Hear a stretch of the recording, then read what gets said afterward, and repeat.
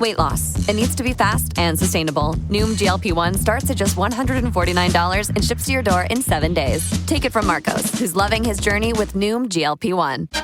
I'm getting to where I want to be. I'm in such a good place right now, and I'm very confident that I'm going to be able to continue this weight loss, this journey, and really make a true lifestyle change. Don't believe it? Take it from Cam, who's gaining more confidence with Noom GLP-1. I really am starting to feel better. Like, I feel a lot lighter. I feel a lot happier. I feel a lot more confident. I just feel a lot more like myself. I don't feel so bogged down every day. $149 GLP-1s? Now that's Noom Smart. Noom, the smart way to lose weight. Get started with Noom GLP-1 at Noom.com. That's Noom.com. Real Noom users compensated to provide their story. Individual results may vary. Not all customers will medically qualify for prescription medications. Compounded medications are not reviewed by the FDA for safety, efficacy, or quality.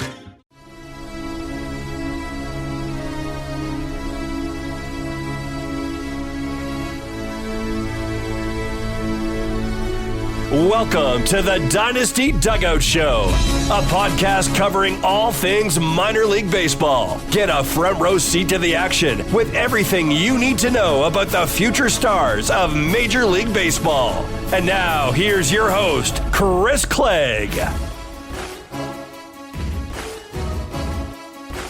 What is happening? Today is Friday, February the 23rd. This is the Dynasty Dugout Show, and we're going to talk baseball. There is a live game on right now. There's several games going on at 3, but there is a game happening right now as the Red Sox are facing Northeastern University, which is actually home to one of the top draft prospects for 2024. And that's Mike Sirota.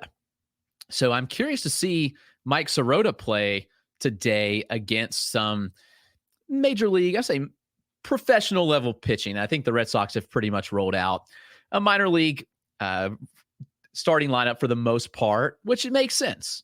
But I'm curious to see, like, professional pitching, Mike Sirota. This should be a lot of fun.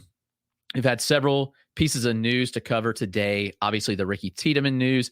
Ricky was supposed to throw today, and then ultimately he was scratched due to hamstring issues, which is better than it could be.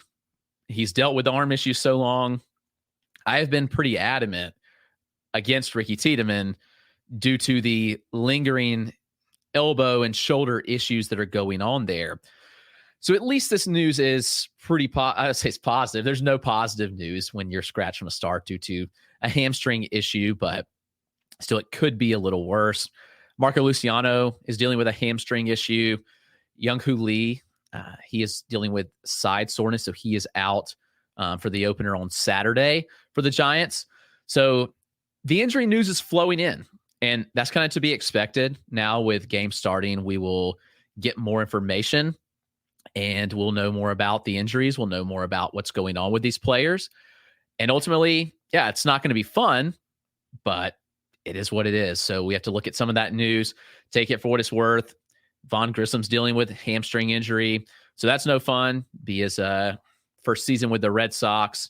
We have Jarren Duran, who's being held out of some spring games due to a toe injury dating back to last year. Kerry Carpenter, hamstring. What is the deal with all these hamstring injuries? It seems like every single person is dealing with some sort of hamstring issue. So this is interesting to follow, but there's some news and notes that you need to know for today. The first pitch is happening for the Red Sox games in about 1 minute now. So if anything happens there, we'll talk about it. Maybe at the end of this show, we'll hop over on playback and we'll watch some of it and just chat together. So if you want to do that, feel free. We're also streaming. If you want to interact with the show, go to playback.tv/The Dynasty Dugout, and you can chat with us, ask questions. I'll be happy to answer any question that you have. But we are here to talk Milwaukee Brewers top prospects. The Brewers system is a ton of fun. They have a ton of big names at the top. We know they recently acquired Joey Ortiz and DL Hall. A lot of fun as well. And I know for Brewers fans, it's especially tough to see Corbin Burnes traded, to see not as competitive of a team on the field this year. But I do know that the farm system is absolutely loaded. So take that for what it's worth. I know it's not a product on the major league field, but these guys are coming. And starting off with Jackson Chourio, who we know is going to be with the big league team this year because he signed a massive extension. He got an 8-year, $82 million deal.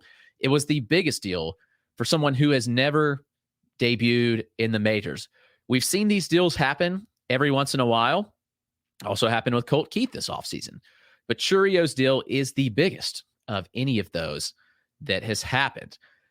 Jackson Chourio does a lot of things well. He really began to jump onto radars in 2022. 18-year-old who skipped complex ball. He headed straight to single A Carolina, where he was rather dominant for an 18-year-old. Full season ball, like he was so good.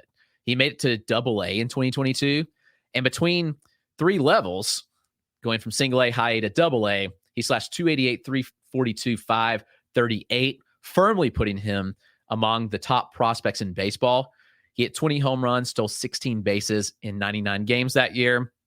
And then 2023, obviously the expectations are through the roof when we're looking at Jackson Chourio because of how good he was at such a young age. But there was a couple caveats and factors here. First, you have the fact that he was playing in Double A in the Southern League. That league used the tacky ball in the first half, and it clearly affected Chourio. First half, he slashed 249, 304, 410 with 11 home runs and 23 stolen bases. So it was fine, but not the kind of slash line you want him to put up. The swing and miss issues really stem from changeups. When you look at the data on it, it's interesting because everybody thinks about the riding fastballs with the tacky ball, but also it really allowed players to enhance their changeup. Like pitchers were throwing these really good changeups, and Chourio struggled with that.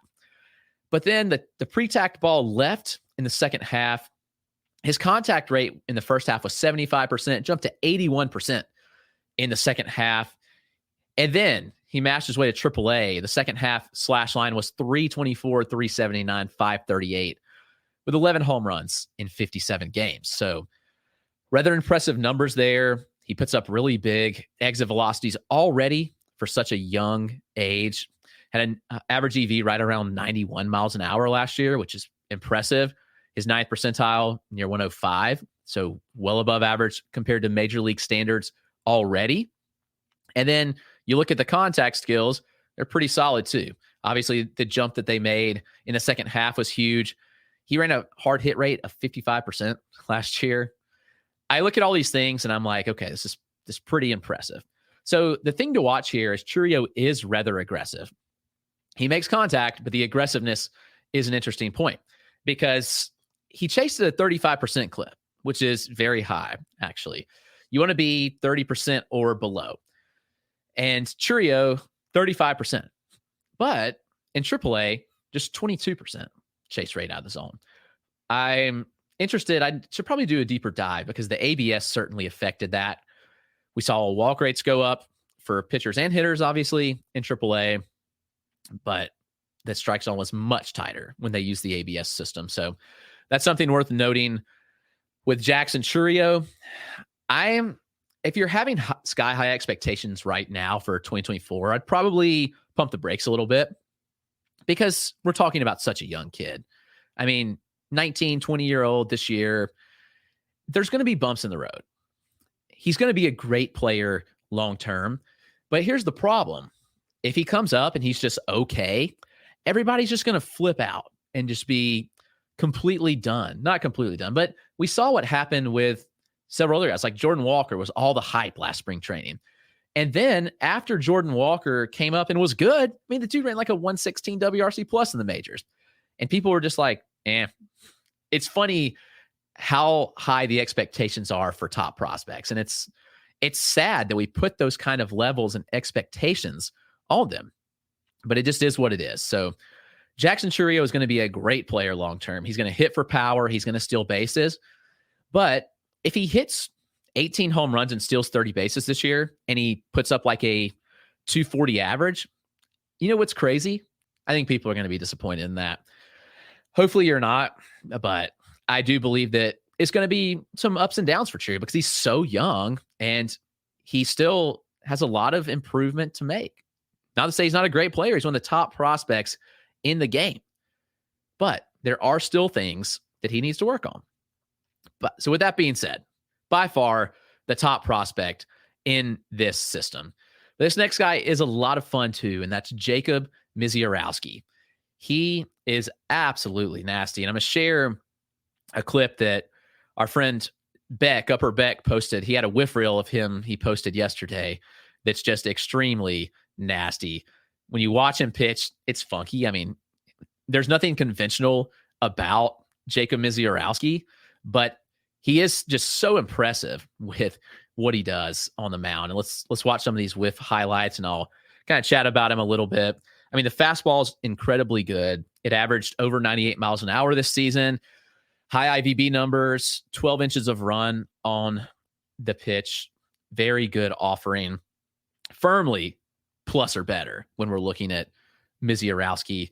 Big stuff there. I mean, you can just see him just blowing the fastball by hitters. He has a nasty breaking ball as well. The slider sometimes morphs into a cutter. It sits in the low 90s, which is wild. Gets up to 94 on occasion. It's kind of inconsistent in the shape that it is. Sometimes you're getting more of a slider, sweepy shape. Sometimes it's shorter break. It's like more of a cutter. But that's not to say that like it's not a good pitch. But the curveball you can see in this film right here, the biggest swing and miss pitch for him this year. Curveball set in the mid to upper 80s. Ton of downward action, but also sweeping action too. You see that pitch, and it gets a lot of sweep on it. Like 13 to 15 inches is rather impressive when you're getting that kind of downward movement also from the curveball. Gave hitters nightmares. When you have to prepare for that fastball and also that curveball, it's really tough for hitters. So Jacob Misiorowski is an incredible arm. He flashes a changeup on occasion. It sits in the lower 90s, but it's not often used. Really what you look and see is what you get. I mean, he's tall and lanky. He's got a really tough release point to pick up. He's got some of the best pure stuff in the minors. But the interesting thing to watch, the strike throwing, the consistency with strike throwing and the walk rate. He had a walk rate near 14% last year. I'd be lying to you if I said there was no reliever risk here with Jacob Misiorowski, because there could be. I'm not going to completely rule that out by any means, that there's not risk. And there's risk with every pitching prospect. So take it for what it's worth. Some guys have more risk than others. But I would say Jacob Misiorowski's not even injury risk, but bullpen risk is kind of heightened in a way, because there are some concerns with just the strike throwing ability. It's just a funky mechanics. I mean, there's a lot of effort with the delivery. I fear injury risk too. So I love him. He's a lot of fun. Big upside arm that you want to dream on. But know that he's not a perfect future starting pitcher by any means. But who is, by the way? No pitching prospect is. And I think that we all know that. We got a question from Playback. Jesse C. Lee asked, does Miz get a call to the bigs this year? I'm not ruling it out. I think down the stretch, I wouldn't be shocked at all, because here's what I think happens. I think that we see him ultimately probably start the season in the minors, work his innings there, and they probably are conservative on his innings. And then I think they bring him up later in the season to get him some seasoning, but keep his rookie eligibility. Why? Because if you go into 2025 and you plan to have Jacob Misiorowski with the major league team, then there's that opportunity for him to earn what they call the prospect promotion incentive, meaning that if he was to win Rookie of the Year, then ultimately that means that the Brewers get another pick. So we got another question about the Ortiz trade, Tyler Black. We'll get to that in just a minute, because I do think that's a really good point to bring up. And how is that going to be handled? We'll see. But let's talk about Brock Wilken, who I absolutely love. Brock Wilken. He is a masher. What he did at Wake Forest, I think, was very underrated. And he came up and just dominated this year in pro ball. It wasn't like there were any like stepping stones. Like, he was just moving through the system. He started, he made it all the way to AA, and here's a AA grand slam that he hit that we'll watch right here, where he just hit the ground running. I mean, he absolutely smokes that ball on a line and just absolutely drilled something behind the wall. I couldn't even tell what that was back there, but it hit something pretty hard on a line. He put up some pretty gaudy exit velocities. Must have just been a net back there to protect it from going into those trees. Maybe just not their property or something. But Brock Wilken, awesome bat. I mean, the power was evident. Hit 31 home runs last season at Wake. He hit 71 for his Wake career in 821 plate appearances. And for the year, he hit 345, 506, 807. There were some concerns about the hit tool. He can get a little passive at times and just getting deep into counts, and it leads to some strikeouts. But I think the OBP speaks volume of, what he's going to be potentially. And all of that just translated over to professional ball too, because after he had made it to Double-A, he combined for a slash line of 285, 414, 473. When you look at the numbers, he did not chase at all. At Wake, chased just 11% of pitches out of the zone, which was one of the lowest chase rates in college baseball last year. Contact rate of 77% was pretty good. It only dropped down to 75% last year in pro ball. So that's obviously worth noting too, that there wasn't that big of a drop off in the contact rates going to pro ball, which I think is pretty significant. Obviously didn't chase much. The slash of 285, 414, 473 was pretty good. And there's no denying the power. I mean, we're looking last year with Metal at a 95 mile an hour average EV and a 108 90th percentile. Obviously, you're going to see regression with wood bat, but still firmly plus or better power. And, I think that 70 grade might not be crazy to even talk about here when we're looking at the potential power output. Wilken, incredible bat. So he's going to be a big time guy. Obviously, he's available in FYPDs. If you got him, you got him. If not, maybe try to trade for him because I still think his value goes up. Let's get to that trade because Joey Ortiz is actually my 4th ranked prospect in the system, and Joey Ortiz can mash. You look at the numbers and you think, well, maybe, I don't know, like what kind of powers he actually get to. But Joey Ortiz does so many things well. He improved significantly last year, and he was just dominant. I saw him several times live. I got him hitting a massive home run off of Max Fried on a pitch that Fried located pretty well. I'll show you this. Fried was making a rehab start in Gwinnett, and I'm at the game. And then all of a sudden, you see Joey Ortiz come up. And, I love Ortiz. So watching pretty intently, anyway, I'm tracking Max Fried's pitches, and here he goes. I thought this was a pretty fine located pitch, but Ortiz goes down and away and pulled it and just absolutely mashed it.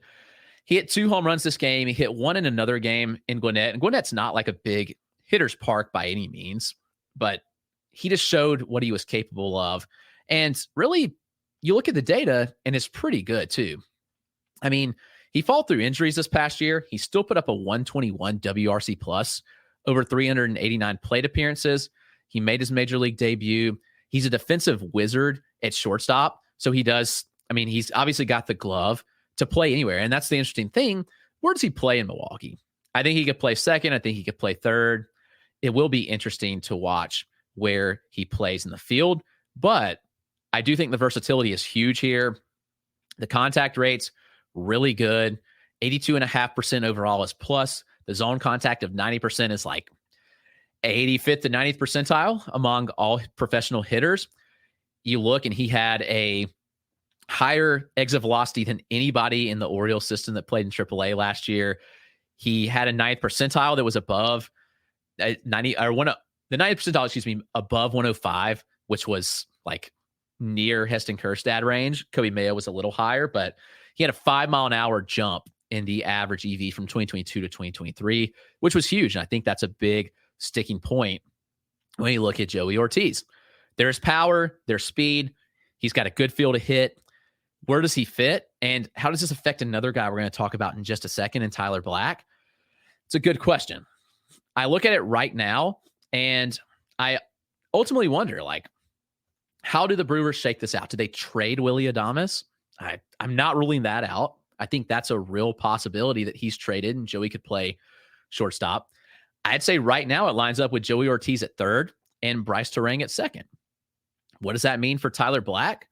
Well, let's dive in on Tyler Black. I like Black. I mean, he kind of defies pretty much all odds as the kind of hitter that he is. I mean, he's 5'10", 204. He kind of fits a corner infield spot. He's played some corner outfield too, but he's really struggled to find a spot in the field that worked for him. But he's kind of athletic. You look at 5'10", 204, but he's more athletic than that list may suggest. And he has a big leg kick, plenty of moving parts, but it doesn't affect the contact. He had an 80% overall contact rate. He had an end zone contact rate of 87%. The OBP skills are what really stands out here for Tyler Black. And it's that he gets on base at a high clip because he doesn't chase often at all. He had an 18% chase rate last year. Going to post really high OBPs. I think one of the players that probably prospects that boost their value most in an OBP type format for Dynasty or even a redraft league for that matter. The power numbers also took a jump this year. Look at the underlying data. He had just 4 home runs in 2022 between the regular season and the fall league, 18 this year. The exit velocities, they took a big jump, but they're still closer to average. So I'm not putting a huge power projection on Tyler Black. I think 15, maybe 18 home runs is a reasonable expectation for him, but he's going to steal bags. I think he stole 55 this year, which is crazy, but probably 30 stolen base type, which at a corner infield position is going to play. The question is, how does this impact him this year? You look around at this team, they signed Rhys Hoskins. That takes up the first base spot. You already have a crowded outfield, so if you've been working him at a corner outfield spot, okay, so Christian Yelich is at DH, but you have Sal Frelick, who's going to play. You have Garrett Mitchell, who's going to play, and you have Jackson Chourio, who's going to play. They've been moving around Frelick. Apparently, he's been getting some reps at second and third base, which is interesting. You also have Joey Weimer, who made some major changes to his swing this offseason. He's got a good glove, and he's got a power speed upside that I know that a lot of teams dream on.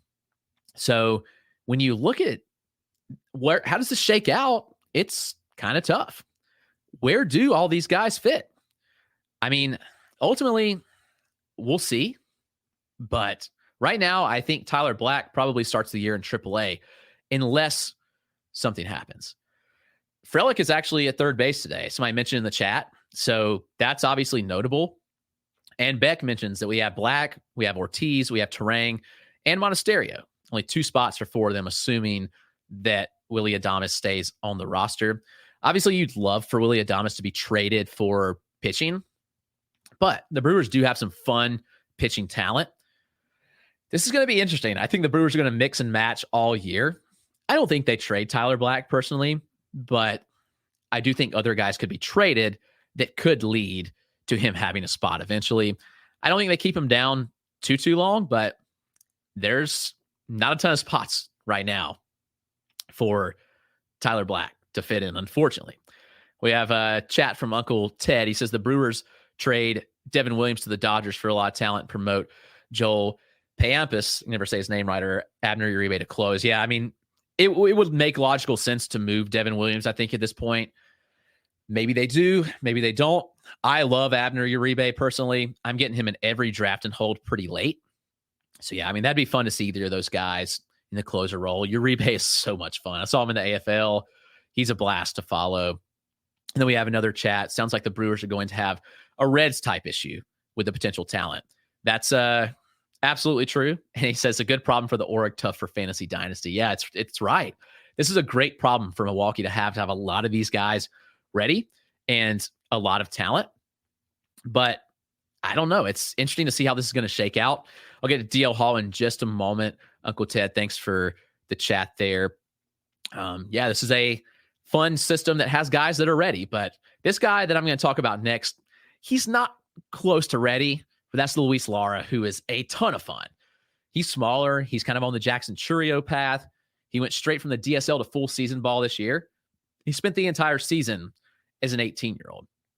So he was 5'6" when he was first signed. That was his list height. He's now closer to 5'9". You won't see that listed on most places, but closer to 5'9". So that's a significant jump for an 18-year-old. The contact skills are incredible here. Luis Lara hits the ball. he makes contact. 83% contact, 90% in zone. Those are incredible numbers. And considering he was 18 in full season ball, I'd say those numbers are pretty elite. Obviously, the questions remain with power because he's a smaller guy. How much power does he get to? He's got a smaller frame. The underlying data look pretty decent, I'd say, for the age and for the contact ability. Right now, it's gap-to-gap power.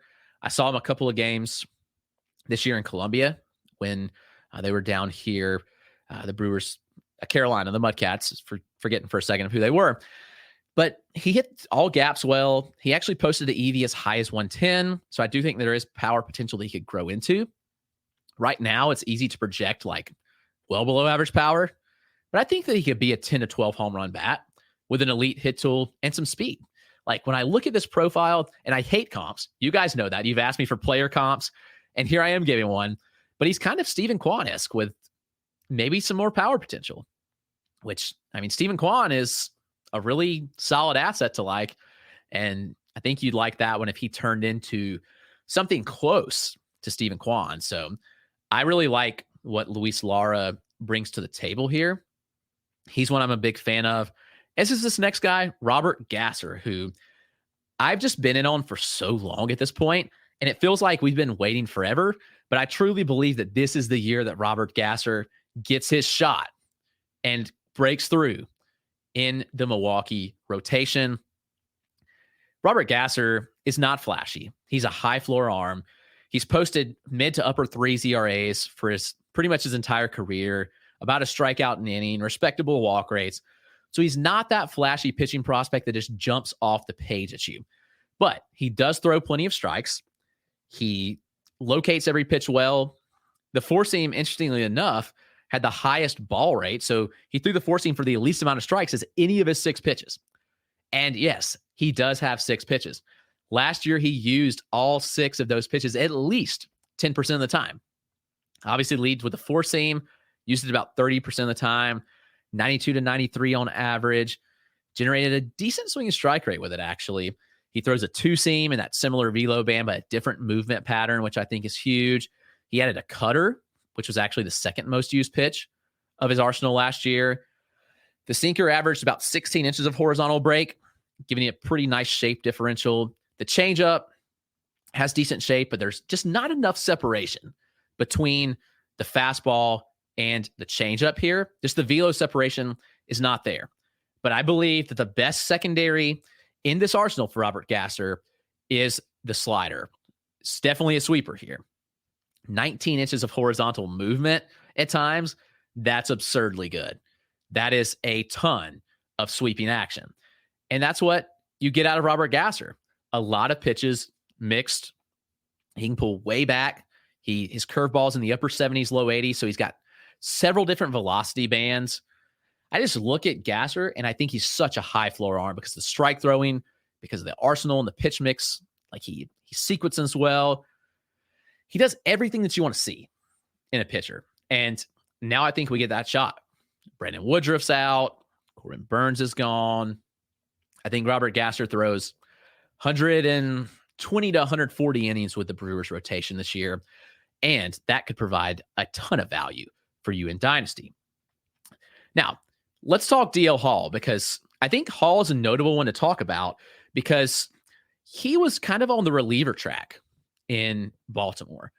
I actually think they were pretty comfortable with him in a reliever role. I mean, the stuff's big. The walk rate's pretty big too. But when you look at DL Hall, I looked at him and I said, okay, this is going to be a guy that ultimately is slotted in the back of a bullpen. He was going to be a high leverage guy in Baltimore. But this trade really leads me to believe that the Brewers want to develop him as a starter. I don't think you make this trade with moving an asset like Corbin Burns. I understand he had a year left, so not a ton of just leverage there in the deal. I don't think you trade for DL Hall and immediately just think, okay, this is going to be a bullpen type guy. I just don't believe that at all. I mean, you look in the fastball's elite. I mean, the fastball averaged 95, 96, like closer to 96 there when we're looking at The velo is 95.6. So it has decent characteristics to it as well. When I'm looking at like the underlying data on the pitch, I'd say it's a plus pitch. I mean, I really like the fastball, and I'm interested to see like what can Milwaukee do with it, because we've seen them kind of translate and do some things with arms. They've tweaked some things here and there, which is a lot of fun. But when I look at DL Hall now, I'm certainly believing that it's possible that he could be a starter and get starter run this year. Fastball is really good, as I mentioned. It's routinely been in the upper 90s at times. Like, that's pretty substantial. Gets some good arm side run. 16 inches of IVB is probably closer to average. Look at the changeup. I mean, I think the changeup's a pretty good pitch too. It's got a ton of fading action to it. It's 15 plus inches of fade consistently. Had a huge swinging strike rate, on the highest of any pitch last year, actually, at 21.7%. That's a very high swinging strike rate. He's developed this pitch a little bit later in his career, but it's been a really, really good pitch. The slider, I think the slider's plus or better. It's a really good offering too. When you look at it, it has some sweeping action. It gets a little ride too. When you think of a riding fastball, obviously you think of something up in the zone, but we often want to see a slider kind of get some more depth to it. But actually, when you can throw a slider and it have some higher IVB numbers for a slider, I actually don't think it's so bad, because it's such a different look than hitters are used to. And this is what DL Hall is going to do. He's going to give you a different look with the slider. The curve, he's going to throw it with a ton of downward movement, but also sweep. He gets similar horizontal movement on both the slider and the curve, but the curve, it just drops off the board. I mean, negative 10.6 inches of IVB, which translates to something like 55 to 60 inches of horizontal drop. So huge numbers there. I actually believe that 4 pitches in this arsenal are plus, which is pretty dang good. The question just is, what is he? Can he throw enough strikes to remain a starting pitcher? And I really hope so, because I do think Hall can be a really fun starter. I think the Brewers could unlock something here. He threw strikes at just a 58.8% clip last year. The league average strike rate's about 63%. The walk rate was close to 14%, as I mentioned. So there's going to have to be some work done. But if he gets it down to 10%, DL Hall is going to be an electric starter. And, you know, I'd kind of faded him because in like my overall prospect rankings, and you guys know that, like, I faded him because looking at this pitch, it's like, okay. I mean, look at everything, and he's going to be a reliever. And I don't rank relievers very highly in Dynasty. But if he's a starter, I'm bumping him back up significantly. I'm making that correction. We have a question about the IVB and the VAA on those pitches. So the IVB on the four seam last year was 15.7, so right at 16 inches. The VAA was negative 4.82, which is actually a really good number. That's a very low VAA, which you want to see out of a four seam. So it kind of allows it to play up. While the IVB number is not like overly high, it is because of the approach angle, I think it really allows it with the velo to play up significantly. So that's DL Hall. I think he's going to get run as a starter consistently, which I'm curious to see what the Brewers can do with him. It'll be rather interesting. So yeah, I really like Hall's arsenal. It's just the command ability. There's a lot of fun names in the system. Let's keep rolling through them because we've gone 34 minutes, only hit a couple of names. Luke Adams. When you watch Luke Adams, he is the most unconventional setup and swing that you can probably see. It's just weird. And I don't like it. I don't like watching him hit a baseball. It concerns me. But you cannot deny the data on Luke Adams.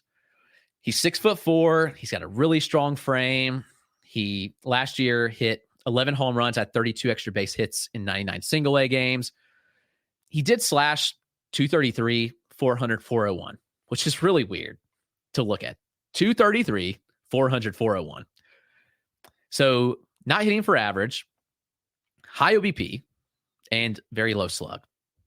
But 9th percentile EV was north of 105 miles an hour last year. That's pretty substantial. As I mentioned, the MLB average for 9th percentile is 103.5. It's already above average there. He made an overall contact rate of 77% and 83% in zone. Those are pretty good. Chase rate below 20%. Last year, when you put all those metrics together, that 9th percentile of 105, the chase rate below 20%, and the contact rate of 77%. Only 2 other minor leaguers did it, Wyatt Langford and Edouard Julien. I know Julien played some time in the majors too. The swing is funky.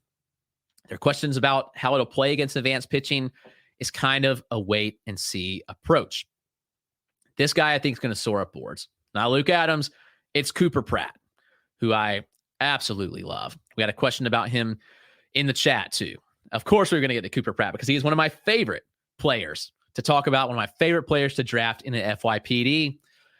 He has a big athletic frame. He's 6'4", 195 with a ton of bat speed. He's a very good athlete, posts really solid run times while showing a good feel for contact.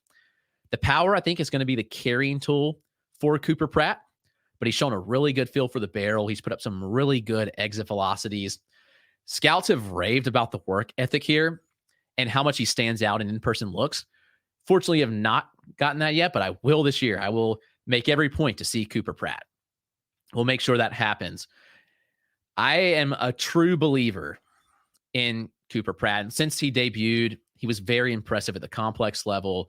I know he was a 6th rounder, but he got 4 times over the slot value. So that shows you how much the Brewers like him.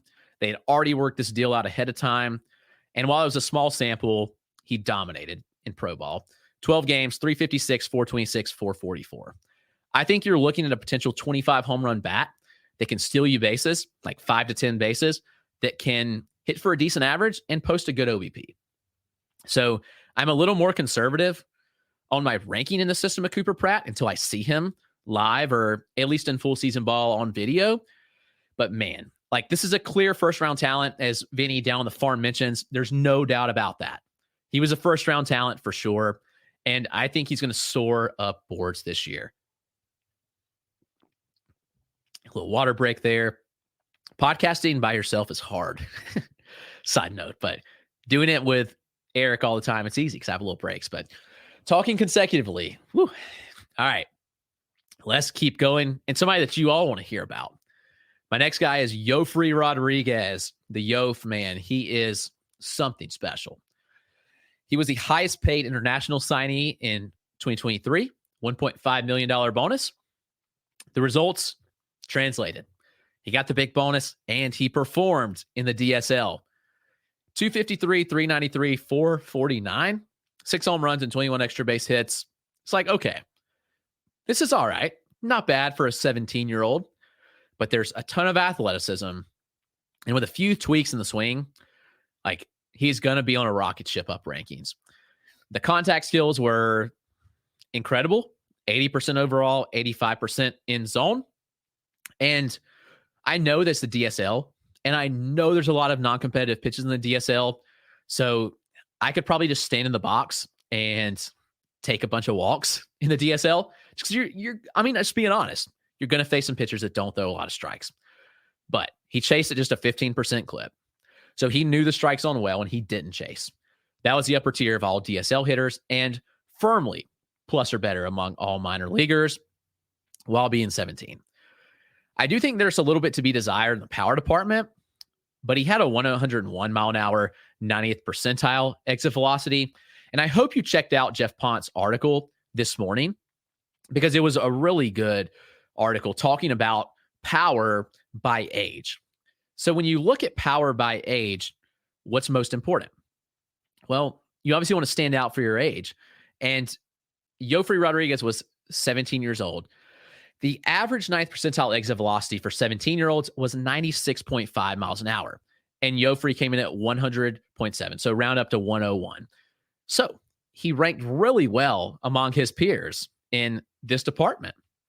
So I think that there's room for more power. The 86.5 mile an hour average exit velocity was also pretty good. The swing is a little flat, which I think is something that can be addressed. I listened to the Brewers, one of the Brewers hitting development director, I think it was, with R.M. Layton on Just Baseball on the call-up show. And I just firmly believe that they're going to work with Yofri, get this swing right, and he's going to be a monster. He's got a little bit of speed. He's going to have power. The contact skill is really good. I'm very excited to see Yofri Rodriguez in full season ball, probably at the complex to start the year, and hopefully in single A by the end of the year, I can catch him in Carolina. I'm quite excited about this profile. He's one, and the Brewers have a lot of these guys that I think are on rocket ships up the system. There's a couple of pitchers that we need to talk about. Carlos F. Rodriguez, 6th rounder in 2021 out of Florida Southwestern State College. Guarantee most of you couldn't tell me where that is because I have no clue where that is. We're not talking the University of Florida, Florida Southwestern State. I don't know, but he came out and he has not looked like a 6th rounder. He has performed really, really well. In 2023, 2.88 ERA across 128 innings, 158 strikeouts, and 57 walks. The fastball is interesting. It fluctuates a little bit. Some starts he throws more four seams, some he throws more sinkers. It can sit anywhere between 90 and 95. The changeup is the bread and butter here. It's comfortably a plus pitch, 17 inches of fading action at times, sometimes even more, sitting in the mid-80s. Good enough velo separation between the two to really like what he offers. I look at Carlos Rodriguez. I see the slider sitting in the mid-80s or near 80 miles an hour, the mid-70s curveball. Doesn't use it as often. Throws a cutter on occasion. I think the cutter is a good blend between the fastball and slider. He is smaller. He's listed at 6 foot. I'm not sure he's quite 6 foot, but he's got a really solid build. I think he could handle a starter's workload, but the interesting thing in the question mark is going to be the strike throwing ability.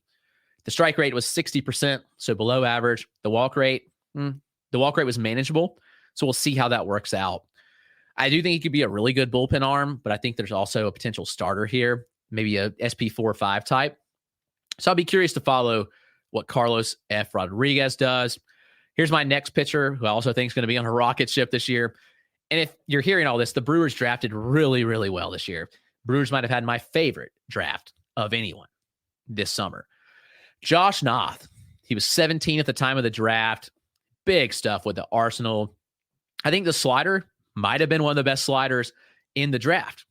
2-plane pitch, mid-80s, ton of spin, like consistently 3,000 RPM or more. Like, think Jackson Jobe spin rates on the slider. Jackson Jobe has a really nasty slider. So when you look at that, okay, the slider looks really good. The fastball, I think, has a lot of potential. It ranged anywhere from 93 to 96 as a prep. And good luck if you're a high schooler facing Josh Noth. I mean, tack topped out at 98. The IVB numbers are really, really good. It plays up well at the top of the zone. He throws a curveball on occasion. Flashes plus, in my opinion. It's distinct pitch to the slider. Has not used a changeup often because who needs a changeup in high school when you're throwing that good of a fastball slider combo? So dominant. Scouts have talked pretty highly of this changeup and the development of it. So I'll trust those people that I've talked to that they believe that Noth could have 4 pitches. I think that 2024 is going to present a good opportunity for him to fly up prospect circles. He's going to move up rankings significantly. The Arsenal has a ton of upside.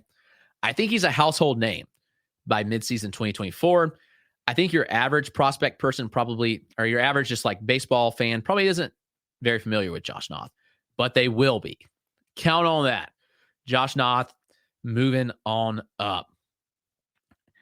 Kind of the opposite of Josh Noth is Logan Henderson, who is really loved in our Discord. If you're in the Dynasty Dugout Discord, there's a lot of talk about Logan Henderson. He's interesting because he's really small. He throws a lot of strikes, and he sits low 90s. Like he set 91.2 last year with the fastball.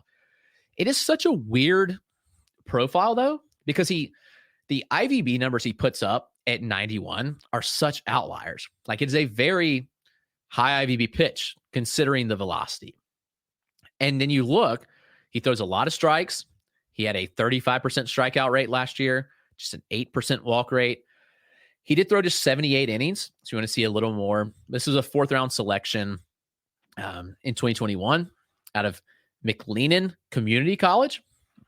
His stuff is pretty solid in my opinion. And I mentioned the fastball velocity, and there have been reports that he is up even higher this year. When I saw him this year live, or last year live, I guess, I really liked what he brought to the table. My biggest concern was just the fastball. Like 91-mile-an-hour fastballs just don't play at all in the majors. You can't be a starter and sit 91. Let's go look at, if you don't believe me, just go look at the velocity chart on Baseball Savant, and anybody below 91 is just basically washed up starters or non-relevant starters. That's it. You have Adam Wainwright sitting at like 86 and some other starters below that. It's very rare that you see an MLB starter excel below 91, which is why I'm hesitant on guys like that. Like why I'm hesitant on like a Yu-Min Lin type, because he averaged like 89. It's just very worrisome. But aside that point, there have been reports that Henderson's fastball has ticked up this offseason. So I'm really curious to see where it sits in game action. I've only talked the fastball, but the changeups are a really good offering.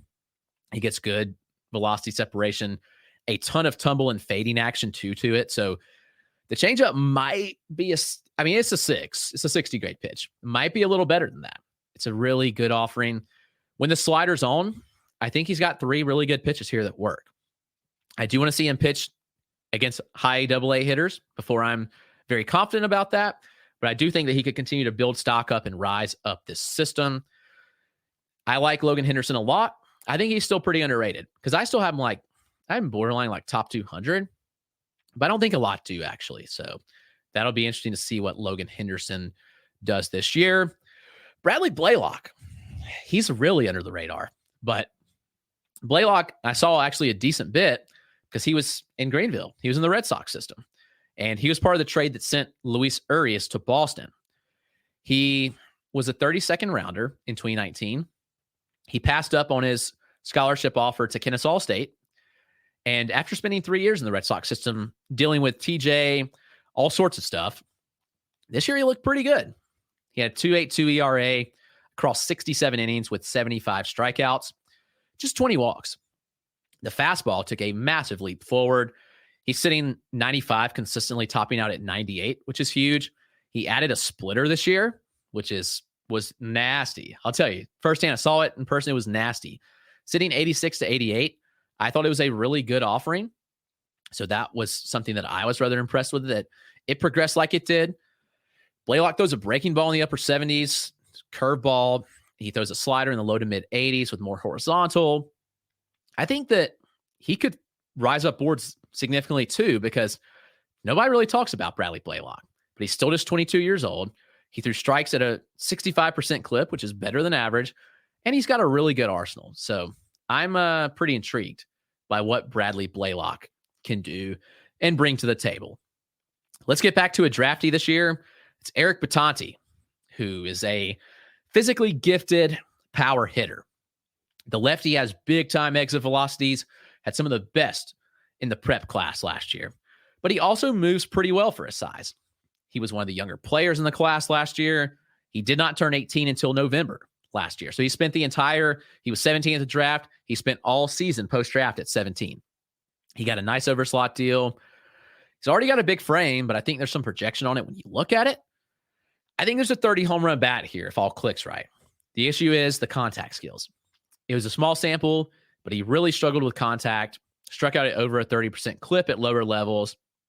I think Batanti is really fun to dream on, but I do think that we need to see a little more out of him before I'm confident pushing him up a little higher.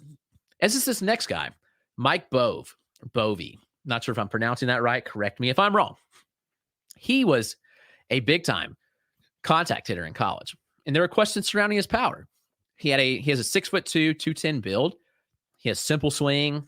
He generates easy bat speed, which is a lot of fun. There's good barrel control. He hits the ball where it's pitched.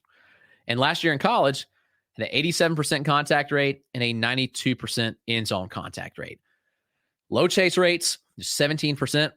The exit velocities were the question, as I said. He gets drafted. What does he do? He hit 5 home runs in 28 pro games and had a ton of EVs over 100 with wood. I'm confused about the profile and what he's going to be, but at least he showed the ability to hit for power, because that certainly will play. We had a question from Wyatt Wheeler. He says, will Mike Bovey be the next Tyler Black? I mean, it's an interesting profile, I think. I mean, you look at it, it's not that dissimilar. Contact, OBP, some sneaky pop maybe, some decent speed for the size. Like, He's a pretty fun profile. Eric Cross popped in to say Brock Wilken is a beast. Absolutely right. He is a beast. If you missed our talk earlier, we just raved about what he can do. Brock Wilken's going to be in for a big year. And let's bank this. I think Brock Wilken makes the majors this year. Just go ahead and say it. I think he's with the Brewers by the end of the year. He made it to AA last year. No reason not to be. Man, this Brewer system has a lot of names. Eric Brown Jr., who we saw in the AFL. We interviewed him. He's a lot of fun. Coastal Carolina boy, so I saw him down here a little bit in college. He had a massive career at Coastal. While a funky swing, funky setup, all that stuff, like he made it work in college.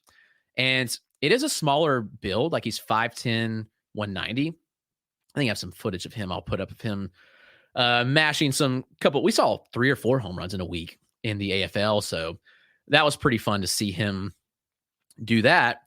But he smoked this ball. Like I don't remember the numbers exactly on it, but man, he had a big home run one game. He had another home run in Fall Stars.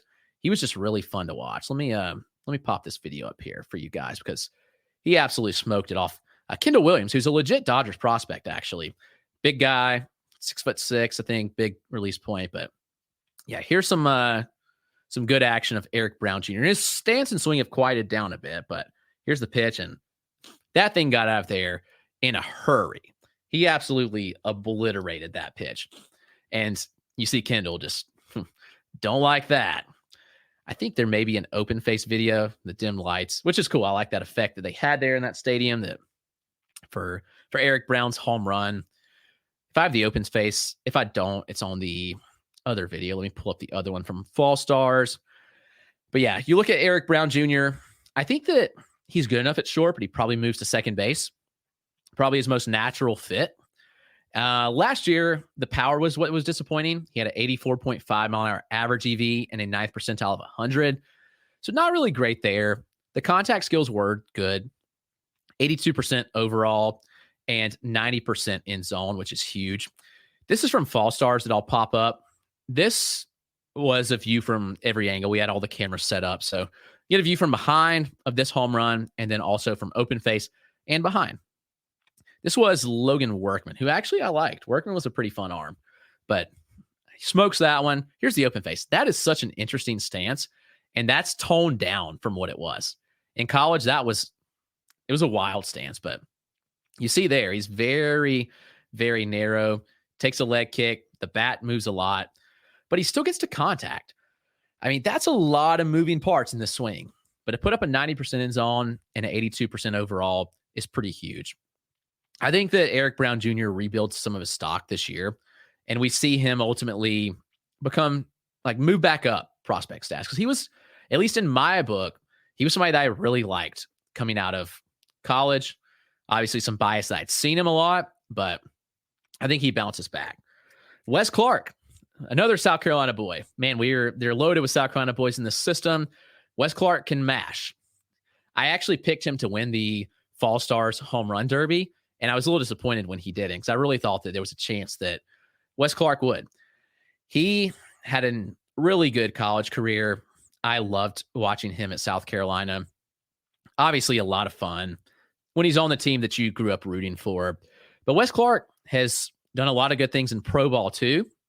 And I really thought he was going to have a chance for some at-bats this year in Milwaukee. But the signing of Reese Hoskins kind of put that to bed.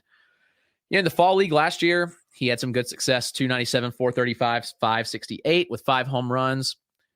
There's big power, huge exit velocities. The contact's the question. 66% contact last year. He kind of teeters on like a 3 true outcome type, where he's going to walk, he's going to strike out, or he's going to hit for power. Kind of no in between, but I think that he could be like a 250 type hitter and ultimately maybe hit 25 plus home runs. I think that that's certainly the case with Wes Clark. So I like the profile a lot with Clark. He'll be a fun one to follow. There's a couple other names just to hit on real quick. And these are some younger guys. And I hope I'm saying this right. Filippo Dituri, who I thought was an interesting pop-up. He was landed a $1.3 million bonus. It's just not a true pop-up. Switch hitter, good feel for the strikes on from both sides in the DSL. Had a 17% walk rate, a 14% strikeout rate, slash 282, 414, 354. So right now, I think the power is more like gap to gap, like a lot of kind of doubles power. But again, he's so young, so there's always the chance that he grows and gets some more power.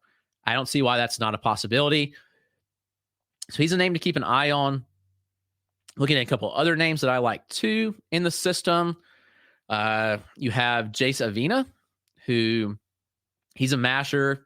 He's an interesting profile, I think kind of under the radar. He's very aggressive. He strikes out at high clips, but did some good things that I like a little bit there. You have Daniel Giarte, 20-year-old infielder. You have Dylan O'Ray, a 19-year-old versatile second base outfield type who is a lot of fun. Oliver Dunn, who was traded over. He was in the Phillies org when he was in the DSL, in the AFL last year. When we saw him, Oliver Dunn was a lot of fun. Smaller, but he played with a high intensity, played a lot bigger than his body kind of suggested. 2023, hit 21 homers, stole 16 bags, 271, 396, 506. So he flew a lot under the radar, but he impressed me a lot. So he's now part of the system. Ernesto Martinez is kind of an older first baseman to keep an eye on, but one that kind of caught my eye a little bit when watching film and kind of studying for the Brewers system. You have Anthony Flores, a 19-year-old left-handed pitcher. Eniel Cortez, a 17-year-old right-handed pitcher. Those are all a lot of fun too. So those are guys that I'm keeping an eye on here. Man, this system is a ton of fun. I'm tired, but I just want to talk about these guys. And the Brewers have a lot of fun names. And I know that right now they're not putting the best product on the major league field, and that's okay. I hope that the Brewers will excel this year and have a really good farm system. So I'll answer any questions if you're hanging around about any players, about any Brewers prospects that maybe I didn't discuss that you would like discussed. I'll be happy to answer any questions for you guys. But man, this system is a lot of fun. And thank you for hanging out with me on a Friday afternoon where there's a spring training game going on. The last I saw, Northeastern was leading Boston 1-0, which is interesting. I know the Red Sox put out a minor league team on the field, so it's okay. Let's see what the score is now. It's currently 1-1, bottom of the third. I know Mike Sirota walked in his first at bat, and then he scored. And the last at bat, let's see what he did. I did not see that then. He flew out to right field. So this is what I was watching for, was Mike Sirota, who is an outfielder, center fielder from Northeastern University. He's going to be a top 10 pick this summer, most likely. My man Sam jumped in. He might have missed it. Logan Henderson thoughts. Yeah, we hit on Logan Henderson. I love Logan Henderson personally. He's like a top 200 prospect for me with room to really jump up. So I think that the biggest sticking point is the fastball. He averaged 91.2 last year. There's reports that he's ticked up a couple miles per hour this offseason, which would be huge. There's big ride on the fastball already. I think a 60 grade changeup or better, like 17 inches of fading action, which is huge. So that's one that I think when the slider's on is 3 pitches. Very good command and strike throwing ability. Really like Logan Henderson. So yeah, if you want to go check out, I probably talked more in depth about him earlier in the show, probably about the halfway point. It'll be on YouTube and in podcast form soon. Cooper Pratt, also Billy McMahon asked, talked a lot in depth about him, but yeah, he's big power, very athletic. I think there's going to be high OBP skills, good contact as well. So I love Cooper Pratt. I think he's on a helium rocket this year if he performs, or he's going to soar up boards. And then we have one more question about Tyler Black. How many major league at-bats this year? That's a great question. I would have been confident saying like 300 before kind of this move with Joey Ortiz and the signing of Rhys Hoskins. I'm not ruling that out, but I'm more comfortable saying 200 to 250 is more reasonable. But that could all change really quickly if we see a trade, which I hope they trade Willy Adames. I think that would make sense. So we'll see what they do there. Happy to answer any other questions if you want to pop in. I can see, Wyatt says I can see Batanti winding up as a first baseman if he adds weight. Yeah, absolutely. He's already a big frame. I think there's going to be questions about where he fits in the field. I absolutely think that that's a realistic spot for him to land, would be at first base. Thank you again, guys. I appreciate you hanging out. If you missed some of the show, you can go back and catch up. It'll be on the YouTube channel. And again, if you ever have any questions, please let me know. I'm always happy to answer them. I know I've been saying it, but I think the podcast form will be ready. Got all the work done for the audio. I've got the graphic. I think it's almost done. I have somebody working on that. And we've got everything set up on the hosting site. So these will be in podcast form soon. So you can go back and listen. Thank you guys so much. I appreciate all of your support more than you know. Hope you guys have an awesome rest of your Friday and a great weekend. And I'm going to leave you with this. Be kind to one another. Show kindness to everyone. Have a good day, guys.